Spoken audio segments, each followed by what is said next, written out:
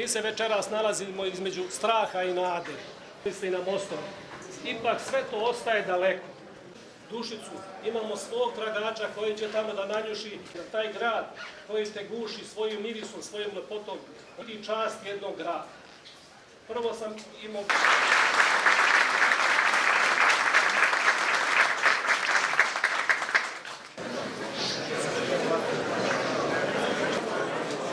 Evo, poput jednog komendina.